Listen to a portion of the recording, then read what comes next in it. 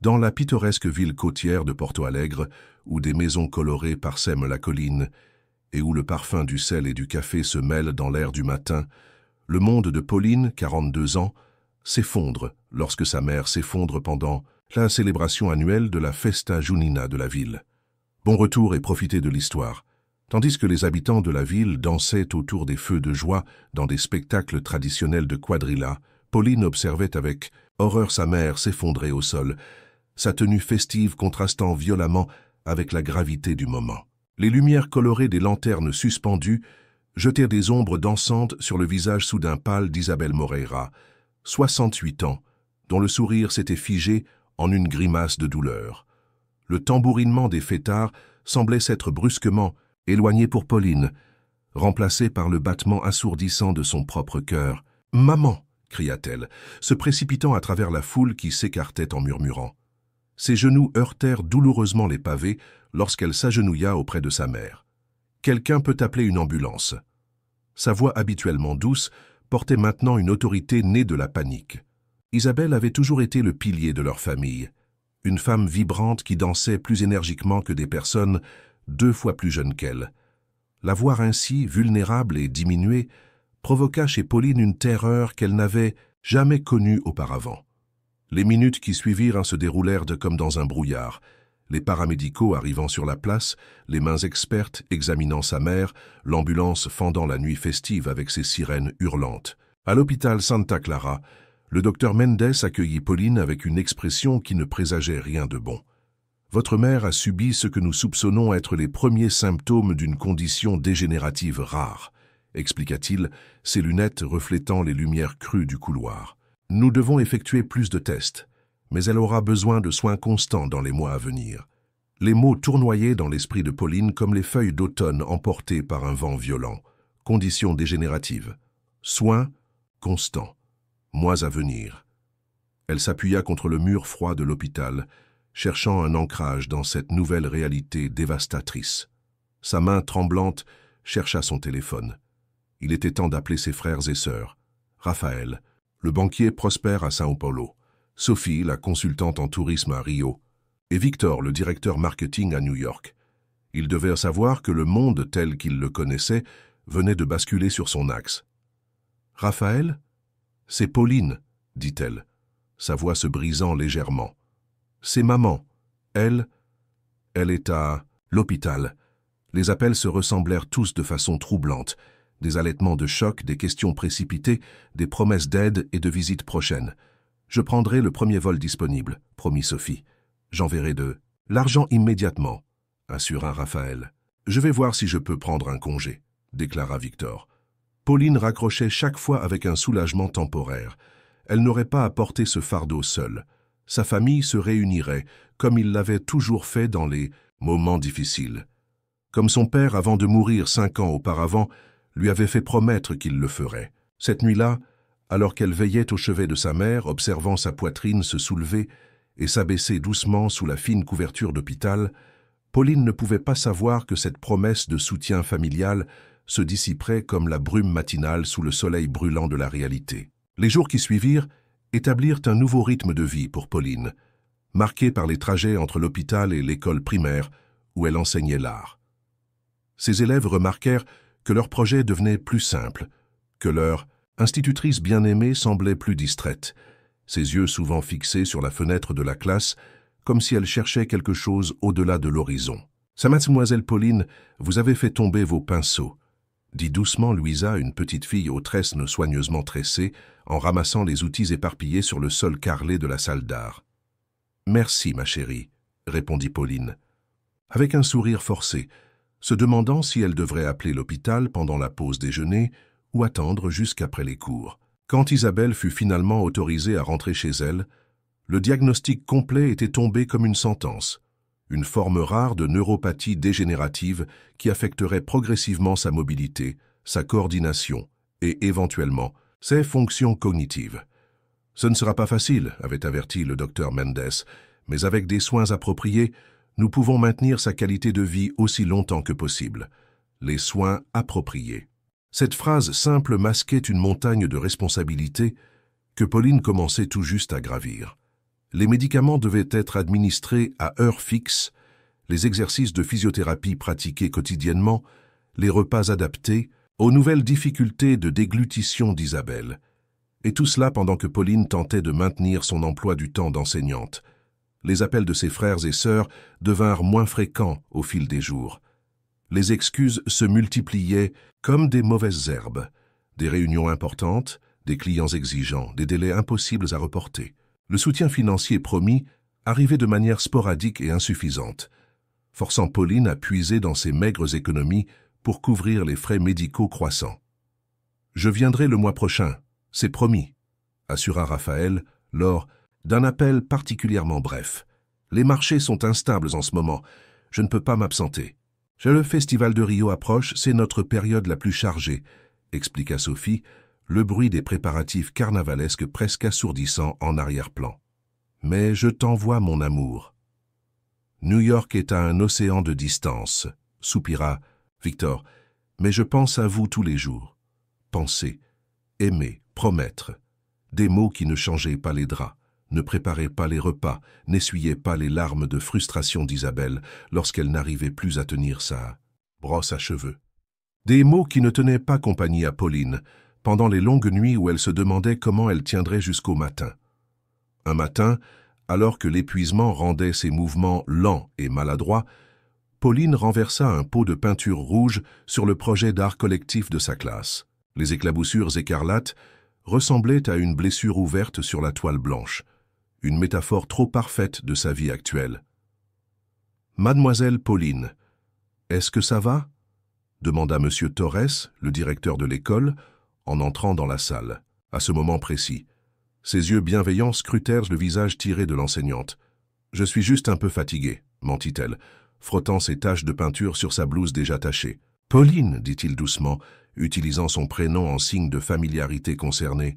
« Tout le monde a remarqué, vous vous épuisez. » Il fit une pause. « J'ai consulté le conseil d'administration.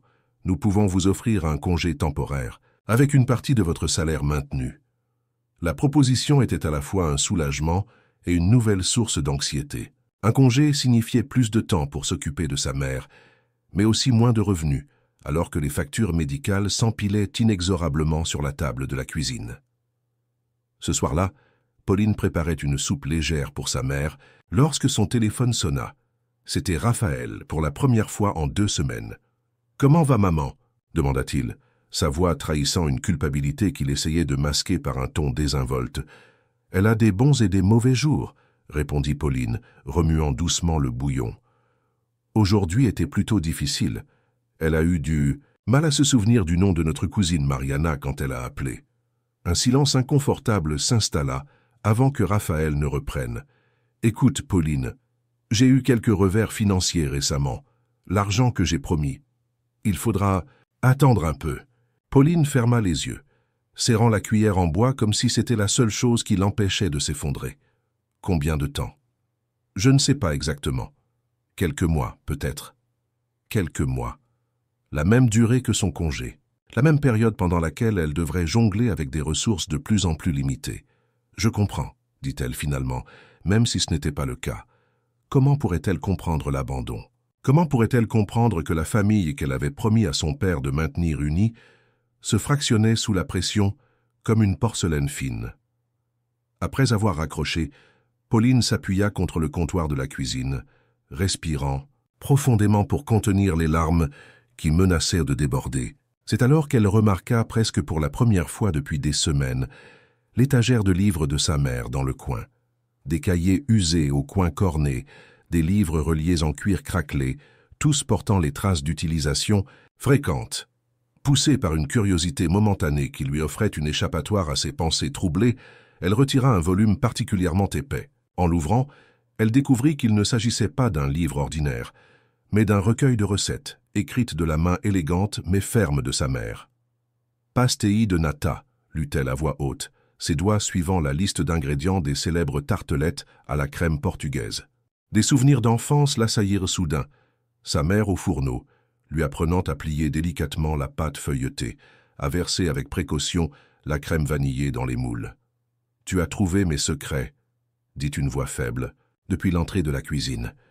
Pauline se retourna pour voir sa mère appuyée contre l'encadrement de la porte, son visage émacié illuminé par un rare sourire. « Je les avais presque oubliés », admit Pauline, ressentant une pointe de culpabilité pour avoir négligé cette partie de leur héritage familial.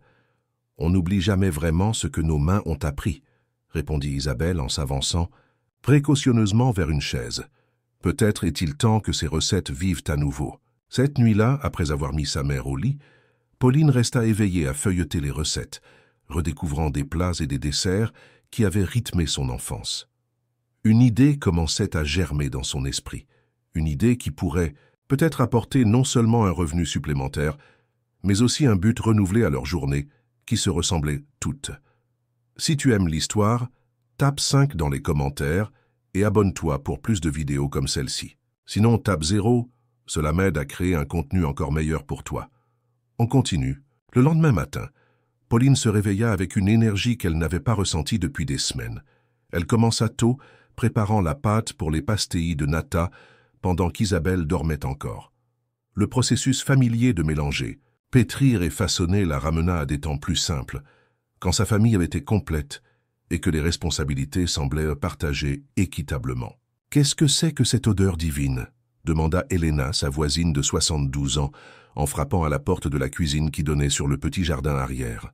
« Des pastéis de nata », répondit Pauline, essuyant un peu de farine de son front. « La recette de ma mère. » Elena, une veuve au rire facile qui vivait seule dans la maison voisine depuis que son mari était décédé 10 ans auparavant, était devenue d'une présence régulière dans leur vie depuis la maladie d'Isabelle. Elle apportait des plats faits maison, aidait avec quelques tâches ménagères et surtout offrait une compagnie précieuse à la fois à Isabelle et à Pauline. « Puis-je goûter ?» demanda-t-elle, ses yeux plissés par l'âge s'illuminant, d'anticipation. Pauline sourit et lui tendit l'une des tartelettes dorées, encore chaudes du four. Elena y mordit précautionneusement, puis ferma les yeux avec une expression de pure extase. « Santa Maria, c'est... » Elle chercha ses mots. « C'est comme si j'étais transportée dans mon enfance à Lisbonne. Pauline, c'est extraordinaire. » Pauline sentit une chaleur se répandre dans sa poitrine, non pas la chaleur de l'épuisement ou du stress qui était devenue sa compagne constante, mais celle de la fierté. « Tu devrais les vendre », déclara Elena avec conviction. « Au marché du samedi, les gens paieraient bon prix pour un goût d'authenticité comme celui-ci. » L'idée, qui avait germé la nuit précédente, prit soudain racine plus profondément.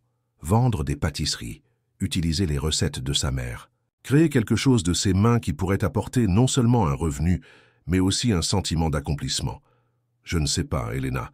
Avec l'état de maman... »« Justement, » interrompit la vieille dame, « tu pourrais travailler de la maison. Et je suis certaine qu'Isabelle serait ravie de te voir perpétuer ses recettes. » Cette conversation marqua le début d'une nouvelle dimension dans la vie de Pauline. Le samedi suivant, elle installa timidement un petit stand au marché local, proposant 3 variétés de pâtisseries portugaises. Sa nervosité initiale se dissipa rapidement lorsque sa première fournée fut vendue en moins de 2 heures. « Qui aurait cru que mon malheur pourrait apporter un peu de douceur dans notre vie ?» dit Isabelle, lorsque Pauline lui raconta son succès en lui montrant les billets gagnés. « Ce sont tes recettes, maman. C'est ton talent que je partage. »« Non, » corrigea doucement Isabelle, ses mains tremblantes cherchant celles de sa fille. « C'est ton courage que tu partages. Et ça, ma fille, c'est bien plus précieux que n'importe quelle recette. » Les semaines suivantes établirent une nouvelle routine. Pauline cuisinait tôt le matin et tard le soir, utilisant les moments où sa mère dormait pour préparer ses pâtisseries. Les jours de marché, Elena restait avec Isabelle, lui lisant des romans ou regardant avec elle de vieux films brésiliens qui les faisaient rire toutes les deux au même moment. Le petit commerce improvisé de Pauline commençait à se faire un nom dans la communauté. Les douceurs d'Isabelle, comme elle avait décidé d'appeler son entreprise, attiraient maintenant des clients réguliers qui venaient spécifiquement pour ses créations. Un matin particulièrement ensoleillé, alors que Pauline réarrangeait son étal, un homme élégamment vêtu s'approcha. Il observa ses pâtisseries avec un œil critique, avant d'en sélectionner plusieurs. « C'est vous qui les faites ?» demanda-t-il. Après avoir goûté un quindim, ses sourcils se levant en signe d'appréciation. « Oui, d'après les recettes de ma mère, répondit-elle, remarquant maintenant son accent légèrement différent. Je m'appelle Carlos Ferreira. Je possède le café Damanin dans le quartier historique. » Il lui tendit une carte de visite. « J'aimerais discuter d'un possible partenariat. » Le cœur de Pauline bondit. Un partenariat avec l'un des cafés les plus populaires de la ville pourrait signifier une stabilité financière qu'elle n'avait pas osé espérer. Mais cela signifierait aussi plus de temps loin de sa mère, plus de production, plus de responsabilité. « Je suis flatté, monsieur Ferreira, mais ma situation personnelle est compliquée. » « La vie est toujours compliquée, mademoiselle Pauline. Mais parfois, les complications nous mènent aux plus belles opportunités. » Il sourit. « Pensez-y, mon offre reste valable. » Cette conversation jouait encore dans son esprit lorsque, 3 jours plus tard, une surprise inattendue frappa à sa porte. Raphaël, son frère aîné, se tenait sur le seuil, une valise à la main et une expression incertaine sur le visage. « Surprise, » dit-il faiblement, ses yeux évitant les siens. « Raphaël !» Pauline ne put s'empêcher de l'étreindre, malgré la rancœur qu'elle avait nourrie ces derniers mois. « Tu aurais dû me dire que tu venais. » C'était une décision de dernière minute, admit-il, entrant dans la maison familiale qu'il n'avait pas visitée depuis plus d'1 an. Lorsqu'il vit leur mère, assise dans son fauteuil près de la fenêtre, Raphaël s'arrêta net. Le choc se peignit sur son visage à la vue d'Isabelle, considérablement amaigrie, ses cheveux autrefois noirs, maintenant presque entièrement gris, ses mains agitées de tremblements légers mais constants. « Maman, » murmura-t-il, s'agenouillant, devant elle. « Mon fils, » répondit-elle, touchant son visage comme pour s'assurer qu'il était réel. « Tu es enfin venu. » Cette nuit-là, après qu'Isabelle se fût endormie, Raphaël et Pauline s'assirent à la table de la cuisine, 2 tasses de café forts entre eux comme un rempart. « Je ne savais pas, » dit Raphaël, brisant le silence tendu. « Je veux dire, je savais qu'elle était malade, mais je ne réalisais pas à quel point. »« Comment aurais-tu pu le savoir ?» répondit Pauline, incapable de dissimuler l'amertume dans sa voix. « Tu n'étais pas là. » Raphaël baissa les yeux, acceptant la vérité de cette accusation. « J'ai été égoïste. »« Nous l'avons tous été, » concéda Pauline, « mais certains plus que d'autres. » Le lendemain matin, Raphaël assista au rituel matinal de Pauline. Médicaments, petit déjeuner adapté pour Isabelle, puis préparation des pâtisseries du jour. « Je n'arrive pas à croire que tu fais tout ça seul, » dit-il en la regardant travailler avec une efficacité née de la pratique. « Je n'ai pas vraiment le choix, » répondit-elle simplement. Cette journée marqua un tournant subtil. Raphaël, visiblement secoué par l'état de leur mère et impressionné par la détermination tranquille de sa sœur, annonça qu'il resterait jusqu'à la fin de la semaine. Plus important encore, il ouvrit son ordinateur portable et effectua plusieurs virements bancaires. « Ce n'est pas assez pour compenser mon absence, dit-il, mais c'est un début, et je t'enverrai le même montant chaque mois, sans faute. » Pauline hocha la tête, reconnaissante mais réservée. Les promesses étaient faciles à faire pendant les visites émotionnelles. C'était leur respect au fil du temps qui comptait. Lorsque Raphaël repartit pour São Paulo 5 jours plus tard, l'atmosphère dans la maison semblait à la fois plus légère et plus lourde. Plus légère grâce au soutien financier promis, plus lourde à cause du vide que son départ laissait. À nouveau. Il arrive un moment où vous avez un choix à faire, continuer sur le même chemin ou en forger un nouveau. Pour Pauline, ce moment vint sous la forme du 2e appel de Carlos Ferreira.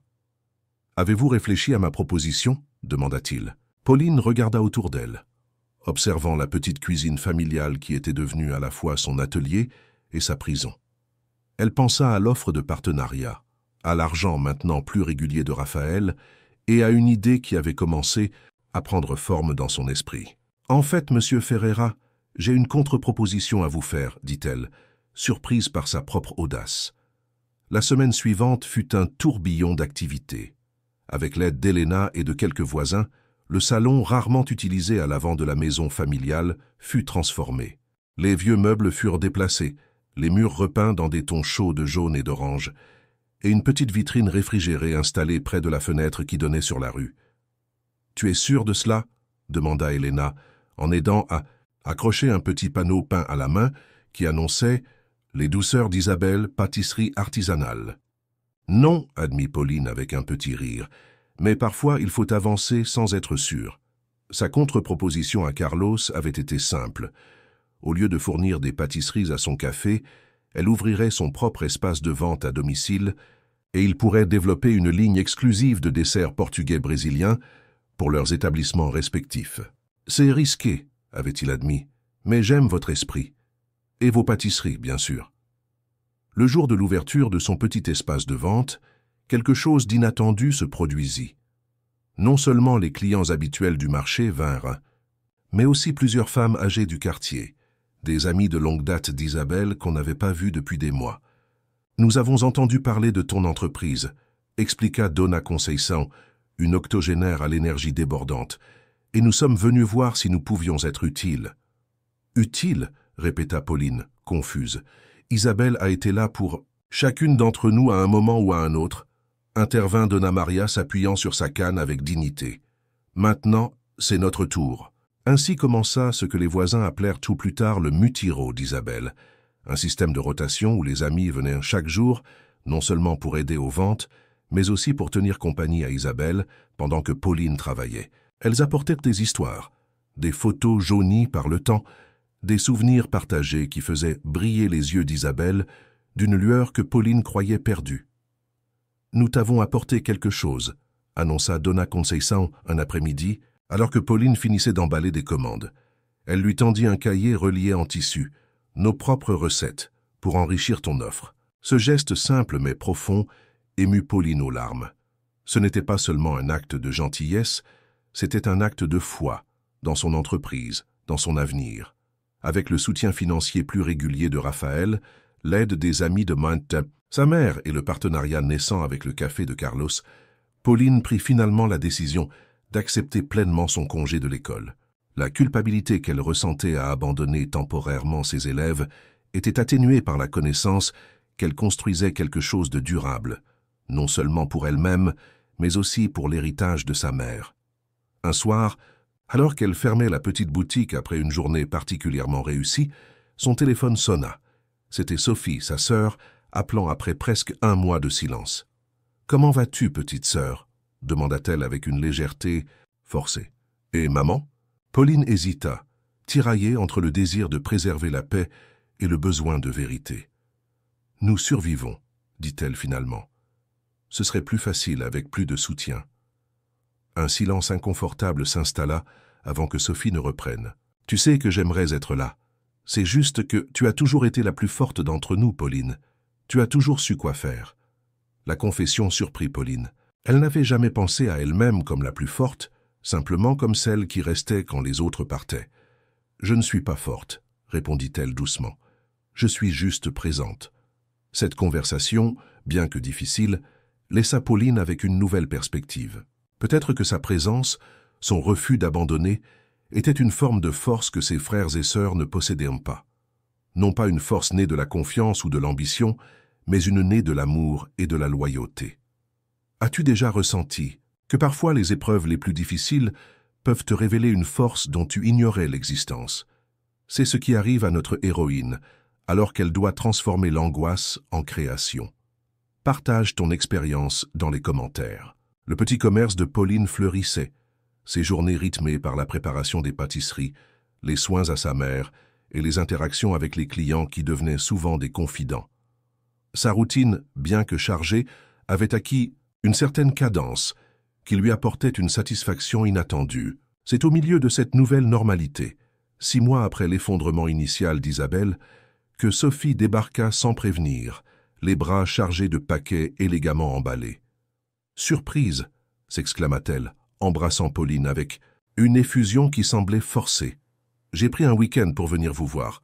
Un week-end, pas une semaine, pas un mois. Un week-end. » Pauline ravala sa déception et accueillit sa sœur avec autant de chaleur qu'elle put rassembler. « Maman sera si heureuse de te voir, » dit-elle, guidant Sophie vers la chambre d'Isabelle, où Dona Maria lisait doucement des poèmes à voix haute. La réunion fut émouvante, Isabelle pleurant de joie en voyant sa fille cadette. Sophie, cependant, semblait mal à l'aise, ses yeux s'attardant sur les changements dans l'apparence de leur mère, sur l'équipement médical discret mais omniprésent, sur les signes indéniables de la progression de la maladie. Plus tard, lorsqu'Isabelle se fut endormie, Sophie déballa ses cadeaux sur la table de la cuisine. des foulards de soie de designers renommés, un parfum français coûteux, des chocolats belges de luxe.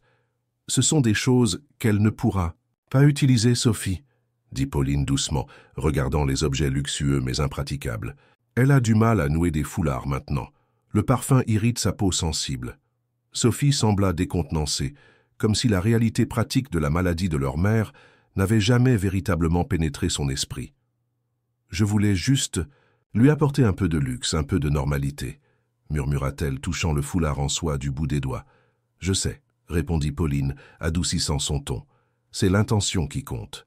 Ce week-end révéla le fossé qui s'était creusé entre les sœurs. Sophie observait avec une fascination mêlée d'horreur la routine quotidienne de Pauline. Les médicaments, les exercices, les petits moments de patience infinie face aux frustrations d'Isabelle.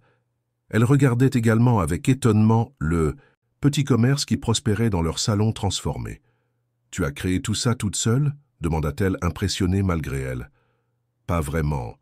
J'ai eu de l'aide, » répondit Pauline, pensant aux voisines bienveillantes, à Carlos, et même à Raphaël dont le soutien financier, bien que tardif, avait été crucial. Le dimanche après-midi arriva trop vite.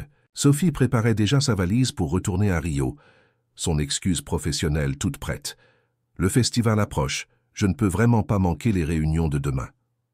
C'est alors que quelque chose se brisa en Pauline, pas brutalement, mais comme une fissure qui s'élargit jusqu'à devenir visible. « Combien de temps vas-tu continuer comme ça, Sophie ?»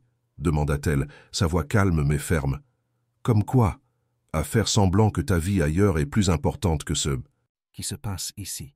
À ignorer que notre mère s'affaiblit chaque jour et que je porte ce fardeau seul. » Sophie se raidit sur la défensive.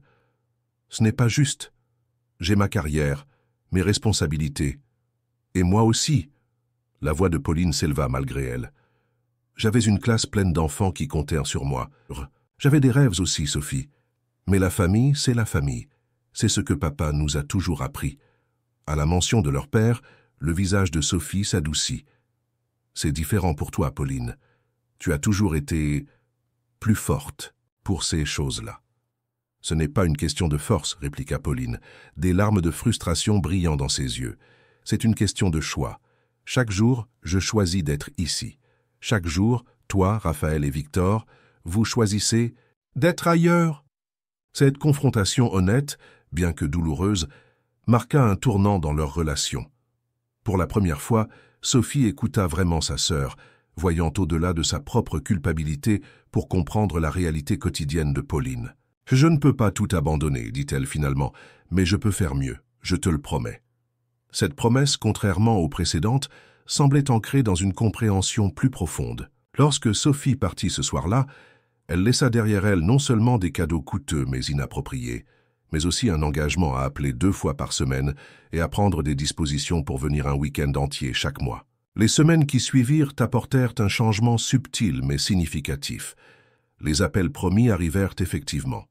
Raphaël envoya l'argent convenu sans qu'on ait à le lui rappeler. Même Victor, depuis New York, commença à envoyer des messages plus réguliers, s'intéressant aux détails qu'il avait auparavant ignorés. Pendant ce temps, le petit commerce de Pauline continuait de prospérer. Suivant les conseils de Carlos, elle avait commencé à expérimenter avec des ingrédients brésiliens locaux, créant des fusions qui honoraient l'héritage portugais tout en célébrant les saveurs de leur pays natal.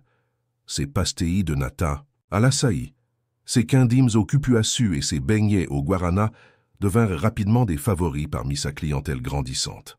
« Tu devrais écrire ton propre livre de recettes », suggéra Donna Conceição un après-midi, alors qu'elle aidait à la boutique pendant que Pauline préparait une nouvelle fournée. L'idée la fit sourire. Un livre qui réunirait non seulement les recettes traditionnelles de sa mère, mais aussi ses propres créations nées de la nécessité et de l'innovation. Ce serait un héritage tangible, quelque chose à transmettre.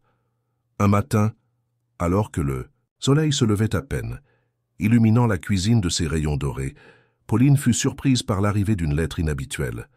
L'enveloppe, épaisse et de qualité supérieure, portait l'entête d'un magazine culinaire renommé. « Chère Madame Moreira », commençait la lettre, « lors d'un récent séjour à Porto Alegre, j'ai eu le plaisir de goûter vos extraordinaires pâtisseries portugaises brésiliennes. » Pauline dut s'asseoir, ses jambes soudain faibles. La lettre était signée par Elena Campos, une critique gastronomique influente dont les recommandations pouvaient faire ou défaire un établissement. Elle proposait à Pauline une opportunité presque inimaginable, figurer dans un reportage spécial sur les artisans culinaires préservant le patrimoine portugais au Brésil. « C'est incroyable », murmura-t-elle, relisant la lettre pour s'assurer qu'elle ne rêvait pas. Il y avait cependant un obstacle majeur. Le photoreportage et l'interview devaient avoir lieu à Sao Paulo, à près de 1000 kilomètres de distance, et ils étaient prévus pour la semaine suivante, coïncidant avec les rendez-vous médicaux importants d'Isabelle. Comment pourrait-elle quitter sa mère, même pour une opportunité aussi significative? Qui s'occuperait d'elle pendant son absence? Dona Conceição et les autres voisines étaient merveilleuses, mais aucune n'était équipée pour gérer les soins médicaux complexes que nécessitait Isabelle. Ce soir-là, Pauline appela Raphaël pour lui faire part de son dilemme, espérant peut-être qu'il pourrait prendre quelques jours de congé pour s'occuper de leur mère pendant son absence. « Un magazine national? Pauline, c'est extraordinaire !» s'exclama-t-il. « C'est exactement ce dont ton entreprise a besoin pour passer au niveau supérieur. » « Ce n'est pas une question d'entreprise, » corrigea-t-elle doucement. « C'est une question de préserver l'héritage de maman. »« bien sûr, se hâta-t-il d'ajouter. « Mais pense aux possibilités. Tu pourrais ouvrir un véritable café, peut-être même plusieurs. Les douceurs d'Isabelle pourraient devenir une chaîne nationale. » Pauline sourit malgré elle. Son frère, toujours le businessman. « Le problème n'est pas l'opportunité, Raphaël. C'est maman. Je ne peux pas la laisser. »« Ah !» dit-il, sa voix changeant subtilement. « À ce sujet, j'ai quelque chose à te dire. » Raphaël expliqua qu'il avait mentionné le succès grandissant de Pauline lors d'un appel avec Victor. À la surprise générale, leur frère new-yorkais avait immédiatement commencé à chercher des informations sur les douceurs d'Isabelle en ligne, trouvant plusieurs critiques élogieuses sur des blogs de voyage et des forums gastronomiques. « Et maintenant, » continua Raphaël, « il est en route pour le Brésil. Il arrive demain. » Pauline en resta sans voix. Victor, le plus distant des quatre, celui qui avait à peine appelé depuis l'hospitalisation initiale d'Isabelle, rentrait à la maison. La nouvelle semblait trop belle pour être vraie. « Est-ce qu'il vient pour maman ?» demanda-t-elle sceptique. La pause avant la réponse de Raphaël trahissait la vérité. « Disons qu'il vient pour la famille, y compris ton entreprise. » En plein essor. Le lendemain, la silhouette élégante de Victor franchit le seuil de la maison familiale pour la première fois en près de 2 ans. Vêtu d'un costume sur mesure qui semblait incongrument sophistiqué dans leur maison modeste, il embrassa Pauline, avec une affection qui semblait sincère mais distante. « Ma petite sœur, l'entrepreneur !» s'exclama-t-il, tenant ses épaules, à bout de bras pour l'examiner. « Raphaël ne mentait pas. Tu as l'air épuisé mais déterminé. » Pauline sourit faiblement. « Bonjour à toi aussi, Victor. » La réunion avec leur mère fut émouvante, bien que teintée d'une certaine réserve de la part de Victor. Il était évident qu'il était mal à l'aise face à la fragilité croissante d'Isabelle, à ses mouvements incertains, à ses moments occasionnels de confusion. Néanmoins, il s'efforça de maintenir une façade joyeuse, racontant des anecdotes sur New York qui firent rire leur mère pour la première fois depuis des semaines. Ce n'est que plus tard, après le dîner, que ses véritables intentions devinrent claires. « Pauline, tu as créé quelque chose de spécial ici, » commença-t-il, déployant son ordinateur portable sur la table de la cuisine. « Mais avec mon expertise en marketing et les contacts de Raphaël dans le monde financier, nous pourrions transformer cela en une véritable entreprise. » Il ouvrit une présentation élaborée, révélant des projections financières, des plans d'expansion, et même des maquettes pour un emballage commercial des pâtisseries de Pauline. « Nous pourrions commencer par une ligne de produits surgelés pour les supermarchés haut de gamme, » expliqua-t-il avec enthousiasme. « Puis peut-être franchiser le concept. » Pauline l'interrompit doucement. « Victor, j'apprécie ton enthousiasme, mais ce n'est pas ce que je recherche. J'ai commencé ceci pour subvenir à nos besoins pendant que je m'occupe de maman, pas pour créer un empire commercial. » Victor fronça les sourcils, visiblement déçu. « Justement, à propos de maman. » Il hésita. « Raphaël et moi avons discuté. Nous pensons qu'il serait peut-être temps d'envisager une maison de soins spécialisée. » Le silence qui suivit était aussi lourd que du plomb. Pauline sentit son cœur se serrer. Une maison de soins? C'est la solution logique, Pauline, intervint Raphaël, qui avait rejoint la conversation. Tu ne peux pas continuer comme ça indéfiniment. Avec ton entreprise qui décolle, l'invitation du magazine, maman recevrait des soins professionnels et tu pourrais enfin développer ton potentiel. La colère monta en Pauline, surprenante, par son intensité. Notre mère n'est pas un obstacle à écarter pour le bien de mon potentiel. Sa voix tremblait. Elle nous a élevés seuls après la mort de papa. Elle a sacrifié tout pour nous. Et maintenant que c'est à notre tour de nous sacrifier, vous suggérez de l'abandonner. Ce n'est pas un abandon, protesta Victor. C'est une décision pratique. Les établissements modernes sont confortables, avec un personnel qualifié. Avez-vous pensé à ce que maman voudrait ? Demanda Pauline, les larmes aux yeux. Être entouré d'étrangers, loin de sa maison, de ses souvenirs, de ses amis. Leur dispute s'envenimait, les voix s'élevant, lorsqu'un bruit à la porte les interrompit. Isabelle se tenait là, appuyée contre l'encadrement, son visage pâle mais composé. « Je peux entendre, vous savez, dit-elle doucement. Je suis malade, pas sourde. » Les trois frères et sœurs se figèrent, honteux d'avoir été surpris en train de débattre du sort de leur mère comme si elle était incapable de participer à la décision. « Maman, commença Pauline, nous ne voulions pas... » Isabelle leva une main tremblante. « Non, c'est bien, il est temps que nous parlions tous. Franchement. » Elle s'avança précautionneusement vers la table, s'asseyant avec l'aide de Raphaël. « Mes enfants, j'ai vécu une belle vie. J'ai vu le monde à travers vos yeux, les gratte-ciel de New York grâce à Victor, les merveilles historiques de Rio grâce à Sophie, le monde financier grâce à Raphaël, et la joie simple d'enseigner l'art aux enfants grâce à Pauline. » Elle prit une profonde inspiration. « Ma maladie a été difficile pour tous, mais surtout pour Pauline. Et pourtant, regardez ce qu'elle a créé à partir de cette difficulté. » Elle désigna la petite boutique visible depuis la cuisine. « Ce n'est pas seulement un commerce, c'est notre héritage qui continue. » Isabelle regarda chacun de ses enfants tour à tour. « Je ne veux pas être un fardeau, mais je ne veux pas non plus être mise de côté. Je veux rester partie intégrante de vos vies, aussi longtemps que possible. » Cette intervention inattendue provoqua un choc chez les trois frères et sœurs. Victor et Raphaël, confrontés directement à la dignité et à la lucidité persistante de leur mère, semblaient soudain honteux de leur proposition. Cette nuit-là, après qu'Isabelle se fut retirée pour dormir, une conversation différente, plus respectueuse, eut lieu dans la cuisine. « Je crois que j'ai mal évalué la situation », admit Victor, touché par la scène précédente. « J'ai supposé que maman était plus diminuée qu'elle ne l'est réellement. »« Nous l'avons tous sous-estimée », ajouta Raphaël. « Et toi aussi, Pauline. » Pauline sourit faiblement. « Je ne cherche pas à être une héroïne.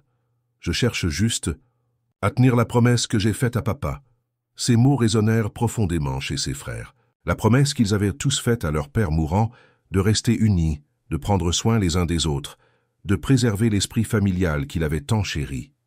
Le lendemain, après une nuit de réflexion, Victor surprit Pauline avec une nouvelle proposition. « Et si, au lieu d'envoyer maman dans une maison de soins, nous mettions en place un système de rotation ?» suggéra-t-il. « Je peux travailler à distance pendant 2 semaines chaque trimestre. Raphaël et Sophie pourraient en faire de même. Entre nous trois, nous pourrions te donner au moins 6 semaines de répit par an. » Pauline le regarda avec étonnement, cherchant des signes de réticence ou de fausseté. Elle n'en trouva aucun. « Tu ferais ça ?» demanda-t-elle, à peine osant y croire. Victor acquiesça, un sourire authentique adoucissant ses traits habituellement sérieux. « C'est le moins que nous puissions faire. Et pendant que nous y sommes, ajouta-t-il en tirant un carnet de son sac, j'ai quelques idées sur la façon dont tu pourrais accepter l'invitation du magazine sans compromettre les soins de maman. Que ferait notre héroïne face à ce tournant? Inattendu? Va-t-elle enfin pouvoir réaliser ses rêves tout en honorant sa promesse? Pour le savoir, restez jusqu'à la fin de cette histoire émouvante. Cette conversation marqua un tournant décisif. Pour la première fois depuis le début de la maladie d'Isabelle, Pauline sentit le poids sur ses épaules s'alléger légèrement. L'idée que ses frères et sœurs puissent réellement partager la responsabilité, même partiellement, lui semblait presque trop belle pour être vraie. Les jours suivants amenèrent une activité frénétique dans la maison. Victor, mettant à profit ses compétences en organisation, créa un calendrier détaillé de rotation des soins. Raphaël contacta plusieurs spécialistes médicaux pour des consultations à domicile. Même Sophie, bien qu'absente physiquement, participait activement par appel vidéo quotidien, prenant des notes sur les médicaments et les routines d'Isabelle. Pauline observait cette transformation avec un mélange d'émerveillement et de prudence. L'espoir germait en elle, mais elle craignait encore qu'il ne soit éphémère, que l'enthousiasme initial de ses frères et sœurs ne s'estompe une fois qu'ils seraient retournés à leur vie respective. Pourtant, quelque chose semblait différent cette fois. Peut-être était-ce la confrontation directe avec l'état de leur mère, ou peut-être la réalisation du sacrifice silencieux de Pauline. Quoi qu'il en soit, leur engagement paraissait plus sincère, plus profond. « Je vais accepter l'invitation du magazine », annonça finalement Pauline un soir, alors qu'ils étaient tous réunis autour de la table du dîner. « Victor restera avec maman pendant mon absence. » Isabelle, qui semblait plus alerte ces derniers jours, comme revigorée par la présence de tous ses enfants, hocha la tête avec approbation. « Tu as besoin de cette opportunité, ma fille. Tes pastéis de nata méritent d'être connus dans tout le pays. » Le voyage à São Paulo fut pour Pauline à la fois excitant et angoissant. C'était la première fois qu'elle s'éloignait de sa mère depuis le début de sa maladie. Malgré les appels vidéo plusieurs fois par jour et les assurances constantes de Victor que tout allait bien, elle ne pouvait s'empêcher de s'inquiéter. Cependant, l'expérience du photoreportage et de l'interview dépassa toutes ses attentes. Helena Campos, la critique culinaire, fut charmée non seulement par les pâtisseries de Pauline, mais aussi par l'histoire derrière elle, l'amour filial, la préservation culturelle, la transformation de l'adversité en créativité. « Votre histoire est aussi savoureuse que vos créations », commenta Helena en goûtant un pastel de nata au cupuaçu. C'est exactement ce genre d'authenticité que nos lecteurs recherchent. Le reportage, prévu initialement pour une petite section du magazine, fut étendu à une double page avec des photographies en pleine couleur des créations de Pauline et un portrait d'elle souriant devant une table débordant de pâtisseries. De retour à Porto Alegre, Pauline fut accueillie par une surprise. Victor avait non seulement pris soin d'Isabelle, mais il avait également passé ses soirées à travailler sur un plan d'affaires détaillé pour les douceurs d'Isabelle, un plan qui respectait les limitations de Pauline et sa priorité de rester proche de sa mère. « J'ai réalisé que nous pouvons développer ton entreprise sans sacrifier les valeurs qui la rendent spéciale, » expliqua-t-il. « Pas de franchise, pas de production de masse, juste une petite expansion ciblée, peut-être un espace café attenant, à la maison pour que les clients puissent s'asseoir et déguster sur place. » Cette proposition, contrairement à la précédente, résonnait parfaitement avec la vision de Pauline. Un espace qui honorerait l'héritage portugais de leur famille, tout en créant une communauté autour de lui, exactement ce qu'elle avait inconsciemment cherché à construire depuis le début. Le 15e mois depuis l'effondrement d'Isabelle apporta un développement inattendu. Raphaël, après sa deuxième rotation de 2 semaines à s'occuper de leur mère, annonça qu'il envisageait de quitter son poste à São Paulo pour un rôle moins exigeant dans une banque locale. « Ces dernières semaines m'ont fait réaliser combien j'ai sacrifié pour ma carrière, » dit-il pensivement.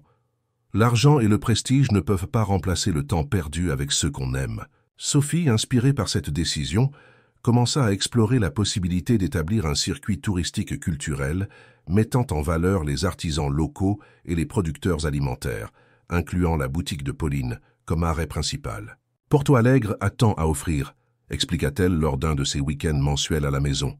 La maladie avait été le fruit le plus amer, mais la douceur qu'elle en avait extraite, la réunification de sa famille, la découverte de sa propre force, la création d'une entreprise qui préservait leur héritage, était plus riche qu'elle n'aurait jamais pu l'imaginer. « À la douceur extraite de l'amertume », murmura-t-elle, comme un toast silencieux à tout ce qu'ils avaient traversé et à tout ce qui les attendait encore.